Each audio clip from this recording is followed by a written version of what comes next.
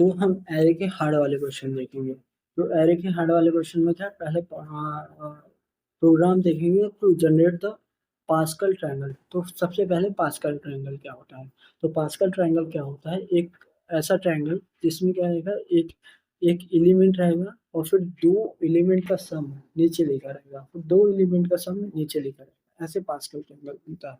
ठीक। For example जैसे रो number first है, तो रो नंबर फर्स्ट में पास्कल ट्रायंगल में एक चीज ये अच्छी होती है कि जितने नंबर ऑफ रो होते हैं उतने उतने ही नंबर ऑफ कॉलम होते हैं। मतलब फर्स्ट रो में है ना, तो सिंगल एलिमेंट रहेगा। अगर सेकंड रो है तो उसमें दो एलिमेंट रहेंगे, और थर्ड रो है तो उसमें कितने रहेंगे, तीन एलिमेंट रहेंगे पास्कल ट्रायंगल के अंदर। तो पास्कल ट्रायंगल के अंदर तीन वैरायटी के क्वेश्चन बनते हैं। पहला कि अगर गिवन रो दी है और कोई एक कॉलम सी दिया है, रो और कॉलम सी दी है, और हमें प्रिंट करना है कि पर्टिकुलर उस रो नंबर पे और कॉलम नंबर पे कौन सा एलिमेंट प्रेजेंट होगा या कौन सा नंबर प्रेजेंट होगा। फर्स्ट क्वेश्चन ये बनता है। ठीक। For example five column, five fifth row पे थर्ड कॉलम पे कौन सा नंबर प्रेजेंट होगा, वहां पे नंबर सिक्स प्रेजेंट होगा, ये इसका आंसर होगा। सेकेंड वैरायटी का क्वेश्चन बनता है कि गिवन रो नंबर दे देगा मुझे और मेरे को उस रो नंबर के सारे एलिमेंट को क्या करना है, प्रिंट कराना है। मतलब पर्टिकुलर हर एलिमेंट को प्रिंट कराना है। ये सेकंड वैरायटी का क्वेश्चन बनता है। फॉर एग्जाम्पल अगर रो नंबर 5 दिया तो आंसर क्या होगा, 1 4 6 4 1, ये दूसरा वैरायटी। और थर्ड क्या दे देगा, गिवन द रो नंबर दे देगा, एन दे देगा, और प्रिंट करना है फर्स्ट एन या एन रो को प्रिंट कराना है। तो ठीक, पहले वैरायटी पे मूव करते हैं। कि मुझे कोई रो नंबर दे देगा और कॉलम नंबर दे देगा और मुझे प्रिंट कराना है। तो पर्टिकुलर अगर रो नंबर एन दिया है और कॉलम नंबर आर दिया है, तो n minus r c r minus one, sorry n minus one, और column c row minus one, मतलब दोनों से एक एक सब्ट्रैक्ट कर दे और फिर उसका आंसर मिल जाएगा। अब बात आती है सी आर को कैलकुलेट कैसे करते हैं। तो इसके लिए मैं एक फंक्शन लिखता हूँ, public static long, public static long n c r, और उसके मैं क्या देता हूँ, एन देता हूँ और क्या आर देता हूँ। ठीक। और एनसीआर में क्या करता हूँ, एक लॉन्ग रिजल्ट नाम का एक वेरिएबल बनाता हूँ और इसी रिजल्ट को क्या करता हूँ, जाके नीचे रिजल्ट रिटर्न करता हूँ। अब क्या कैलकुलेट करेंगे तो इसको, तो for int I equal to zero, I is less than r और आई प्लस प्लस। और फिर इसके बाद क्या होगा, रिजल्ट में क्या करेंगे, result equal to result, result into N minus i. Result में क्या करेंगे, result into N minus i, और फिर उसके बाद फिर से कॉलन, फिर उसके बाद result equal to result divided by I plus one, क्योंकि आई जीरो से इनिशियलाइज हो रहा, और अगर और इसमें प्लस वन नहीं करेंगे तो जीरो डिविजिबिलिटी आ जाती है। और बस फॉर लूप के अंदर जीरो से लेके आई इज लेस देन आर तक जाना है, फिर उसके बाद मल्टीप्लाई करके इसको रिटर्न करना। एक बार मल्टीप्लाई करना है किससे, एन माइनस आर से, एन माइनस आई से, और एक बार डिवाइड करना है, डिवाइड करना है किससे, आई प्लस वन से डिवाइड, लास्ट में रिजल्ट को रिटर्न कर। तो देखिए कैसे किया है। तो जैसे हम क्या लिखते हैं, 5C2 लिखना है तो हम क्या लिखते थे, 5 into 4 लिखते थे। और लेकिन अगर 5 into 4 डिवाइडेड बाई 2 into 1 लिखते थे, लेकिन इसको ऊपर वाले को डिसेंडिंग ऑर्डर में ही लिख रहे हैं, 5 into 4, बट डिनोमिनेटर को क्या कर रहे हैं, असेंडिंग ऑर्डर में लिख रहे हैं, मतलब 1 into 2 कर दे रहे हैं डिनोमिनेटर को। ठीक, इस तरह से कर दे रहे हैं। देख, पब्लिक स्टैटिक फिर क्या करेंगे, इंट पास्कल ट्राइंगल, ये एक फंक्शन बनाया है पास्कल ट्राइंगल, जिसमें क्या करेंगे, रो नंबर देंगे और कॉलम नंबर देंगे।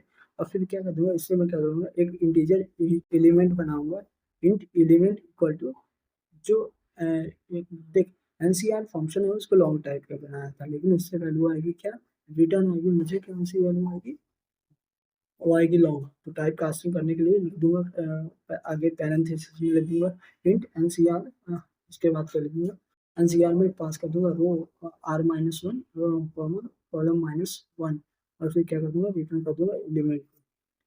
तो इसके बाद क्या है, जैसे ये हो जाएगा। इसकी टाइम कॉम्प्लेक्सिटी क्या है कि पर्टिकुलर कॉलम के लिए मैं देख रहा हूँ, कॉलम के लिए एक फॉर लूप लग रहा है, जीरो से लेके, और column column minus one, column -1 तक। तो particular column is the time complexity, तो big of C is the time complexity of this program. Next, अब सेकंड वेरिएंट कि पर्टिकुलर मुझे रो दे देगा, रो नंबर दे देगा और मुझे क्या करना है, इस पर्टिकुलर रो को प्रिंट करना है। तो इसको कैसे कराएंगे, तो इसको देख, अब मैं ये चीज़ जानता हूँ कि हर पर्टिकुलर हर रो के किसी भी कॉलम को कॉल करना हो तो एन माइनस आर और सी माइनस आर, तो रो को और कॉलम को एक एक सेपरेट करके कॉल कर। तो मैंने पहले फंक्शन जो वो एन सी आर वाला है वही लिखा, public static long long n c r. इसमें क्या किया, लॉन्ग सॉरी इंट एन दिया और इंट आर दिया, फिर उसके बाद लॉन्ग रिजल्ट बनाया और रिजल्ट इक्वल टू 1 और उसको लास्ट में क्या कर दिया, रिटर्न कर दिया। फिर for int I equal to 0 और आई इज लेस देन एन और आई प्लस प्लस किया, आई प्लस प्लस किया, result equal to result into N minus r किया और फिर उसके बाद कॉलन लगा के फिर result equal to result divided by I plus one किया और लास्ट में बस आई प्लस वन लास्ट में डिवाइड किया आई प्लस वन से और इसको रिटर्न कर दिया। ये हो गया एनसीआर का फंक्शन। फिर इसके बाद आते हैं पास्कल ट्रायंगल। अब पास्कल ट्रायंगल को क्या करना है, पर्टिकुलर एक रो को प्रिंट करना है, तो हर कॉलम के लिए कॉल करना है। और मैंने बताया था पास्कल ट्रायंगल की अच्छी होती है कि ये क्या होता है, पर्टिकुलर हर जितने नंबर ऑफ रो होती है उतने ही कॉलम होता है। तो public static void parse tree and int N for int C equal to column equal to 1 से लेके और column is less than equal to N और I column plus plus system dot out dot print LN कर देंगे N c are को और फिर इसमें क्या करेंगे, एन माइनस आर पास करेंगे और क्या करेंगे, कॉमा लगा के C minus N minus R one और कॉमा लगा के सी माइनस वन को पास कर देंगे, प्लस स्पेस दे देंगे और इनको कर लास्ट में system dot out dot print ln वो कर देंगे। अब देख, इसमें क्वेश्चन में क्या प्रॉब्लम थी कि हम बार बार सेम चीज को कैलकुलेट कर रहे हैं। फॉर एग्जांपल, अगर मुझे 6 कॉलम को 6 रो को प्रिंट कराना है तो पहले तो 1 होगा, वो तो होगा ही पहला होगा, फिर इसके बाद 5 है। तो 5 को कराने के लिए मैं क्या कर रहा हूँ, 5 डिवाइडेड बाय 1, ठीक, एक बार कर रहा हूँ।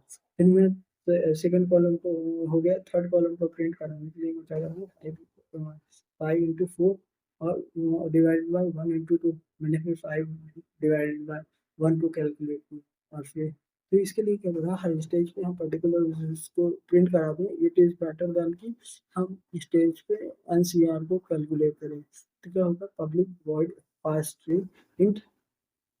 अब देख, इस पर्टिकुलर रो के लिए हम फंक्शन लिख रहे हैं, तो हर स्टेज पे आंसर को प्रिंट कराना है। तो क्या कर रहे हैं, तो हमने पास ट्रायंगल का एक फंक्शन बना रहा हूँ, तो public static void pass int n long answer equal to क्या कर देंगे, 1 कर देंगे। आंसर क्या होगा अपना, 1 होगा।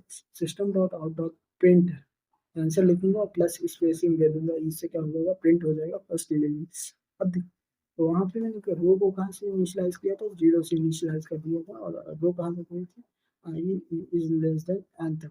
तो यहाँ पे पहले फर्स्ट एलिमेंट को प्रिंट कर दिया, तो पहला एलिमेंट होगा यहाँ, तो for int I equal to 1 होगा, इसमें for int I equal to 1 और आई is less than N I plus plus हो जाएगा। Answer equal to answer into N N minus I, भी एन माइनस आई करेंगे, फिर उसके बाद फॉर्मूला करेंगे, फिर उसके बाद answer equal to answer divided by I. अब वहाँ पे देख, वो 0 से स्टार्ट हो रहा था और वहाँ पे 0 से स्टार्ट हो रहा है, तो अब यहाँ पे किससे होगा, आंसर आई प्लस वन कर रहे थे सभी वहाँ पे, क्योंकि वहाँ पे डिविजिबिलिटी ऑफ 0 की टेस्ट के साथ यहाँ पे नहीं। Answer equal to answer i, answer divide by if system dot print, answer को हर स्टेज पे प्रिंट करेंगे प्लस स्पेस और फिर उसके बाद फिर फॉर लूप के बाद system dot out dot print ये हो जाएगा, ये होगा इसका। तो मतलब एक पर्टिकुलर रो के लिए ये फंक्शन आ गया। फिर इसके बाद आते हैं थर्ड वेराइटी की, इसके बाद थर्ड वेराइटी आती है कि जैसे अब देखो, अब देख, मैंने क्या किया, पर्टिकुलर एक रो नंबर देगा और कॉलम नंबर देगा और वो पूछेगा कि इस इसके ये रो नंबर देगा तो उसके फर्स्ट एन एलिमेंट को प्रिंट कराना है। तो पहला ब्रूट फोर्स अप्रोच, एनसीआर क्या बताएगा, पर्टिकुलर किस रो और कॉलम पे कौन सा एलिमेंट एक्सेस करता है वो बता देगा। और हर हर रो के लिए एक फंक्शन इंडिविजुअल कॉल करूंगा, मतलब हर रो के लिए अ, हर देख हर रो के लिए, हर कॉलम के लिए एनसीआर को कॉल करूंगा और एनसीआर को कॉल करूंगा और हर रो के लिए करूंगा। तो इससे टाइम कॉम्प्लेक्सिटी काफी ज्यादा जाएगी। देख तो क्या हो जाएगा, पब्लिक स्टैटिक, इसका नेटिव अप्रोच है, पब्लिक स्टैटिक एनसीआर वाला फंक्शन बना है जो कि लॉन्ग एनसीआर एन आर देगा, result equal to result one, ये लॉन्ग है। और फिर इसके बाद फंक्शन को एंड कर दिया और लास्ट में रिटर्न कर दिए इंट रिजल्ट कर दिया। फिर for int for int I equal to zero, I is less than R I plus plus, result equal to result into N minus I colon, और result equal to result divided by I plus one. और फिर क्या करते हो, return कर दो, return तो it बना के फिर उसके बाद रिजल्ट को रिटर्न कर दिया। ये एनसीआर को कैलकुलेट करना। अब पास पास ट्रायंगल करके जो फंक्शन था वो मेन है। तो public static list of list integer, list of list integer पांच ट्रायंगल। तो हर list of list integer answer equal to new array list less than equal to, और ये आंसर को क्या कर दो, लास्ट में रिटर्न कर दो। हम हर रो के लिए उसको कॉल करो, मतलब हर रो के लिए हर पर्टिकुलर कॉलम के लिए कॉल करो। मतलब for int row number one से शुरू होता है, तो for int row equal to one, I I is less than और इक्वल टू एन, जो भी रो नंबर दी गई उतने नंबर और आई प्लस प्लस कर देंगे एंड। तो दिया है कि कहाँ तक करना है। तो अब टेम्परेरी एक एरे लिस्ट बनाए, तो array list of the integer temp list equal to new array list, new array list और फिर less than equal to parenthesis का प्रयोग कर दिया। तो इससे क्या होगा, कॉलम रो नंबर वन से शुरू होंगे, रो नंबर टू में जाएंगे, रो नंबर थ्री में जाएंगे, ये हो जाएगा। फिर इसके बाद हर रो के कॉलम को भी जाना है ना, तो उसके लिए लिखेंगे इस फॉर लूप के अंदर फॉर लूप लिखेंगे। तो फॉर इंट कॉलम इक्वल क्या करेंगे वन, या I column is less than equal to row equal ही रहेगा, वन से शुरू कर रहे हैं कॉलम।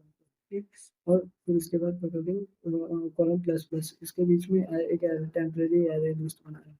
तो इससे जो एलसी और इसमें क्या कर देंगे temp dot temp array list, temp list dot add कर देंगे एनसीआर रो माइनस वन और कॉलम माइनस वन से, तो कॉल कर देंगे और उससे वैल्यू आएगी उसको इसमें रख देंगे।